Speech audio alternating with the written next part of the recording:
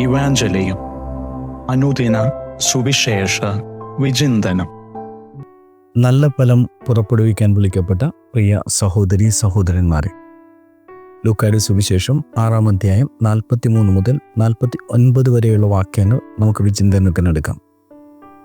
നല്ല ഫലങ്ങൾ പുറപ്പെടുവിക്കാൻ വചനം കേൾക്കണം, അതനുസരിക്കണം. നമ്മൾ എന്ത് ചിന്തിക്കുന്നു, എന്ത് കാണുന്നു, എന്ത് കേൾക്കുന്നു എന്നത് നമ്മളെ തീർച്ചയായിട്ടും സ്വാധീനിക്കും. നമ്മുടെ ഉള്ളിൽ കർത്താവിൻ്റെ വചനം കൊണ്ട് നിറച്ചാൽ തീർച്ചയായിട്ടും നമ്മുടെ വാക്കുകളും പ്രവൃത്തികളും സ്നേഹത്തിൻ്റെയും കരുതലിൻ്റെയും കരുണയുടെയും ഒക്കെ ആയിരിക്കും. നമ്മുടെ വാക്കുകളും പ്രവൃത്തികളും ക്രിസ്തീയ മാതൃക നൽകുന്നതാവട്ടെ. ഫലത്തിൽ നിന്ന് വൃക്ഷത്തെ തിരിച്ചറിയാം. നല്ല ഫലം പുറപ്പെടുവിക്കാൻ കഠിനമായി തന്നെ പരിശ്രമിക്കണം. ഒരു വിദ്യാർത്ഥി പഠിക്കാനൊക്കെ ഒത്തിരി പരിശ്രമിച്ചു, പക്ഷേ ഫലമൊന്നും ലഭിക്കുന്നില്ല. അവൻ നിരാശനായി സങ്കടപ്പെട്ട് അവനവൻ്റെ വിദ്യാലയത്തിൽ നിന്ന് ഓടി ഒരു കിണറ്റിൻകരയിലെത്തി. വിഷമത്തോടെ അവിടെ ഇരുന്നപ്പോൾ ഒരമ്മൂമ്മ അതിൽ വരുന്നത് അവൻ കണ്ടു. അമ്മൂമ്മ കിണറ്റിൻകരയിൽ നിന്ന് വെള്ളം കോരുന്നത് അവൻ ശ്രദ്ധിച്ചു. ആ കിണറ്റിൻകരയിൽ ചില സുഷിരങ്ങളുണ്ടായിരുന്നു, ആഴമുള്ള സുഷിരങ്ങൾ. ഇവൻ ചോദിച്ചു, ഇതാരാണ് ഇവിടെ ഉണ്ടാക്കിയത്? അമ്മൂമ്മ പറഞ്ഞു, ഇതാരും ഉണ്ടാക്കിയതല്ല.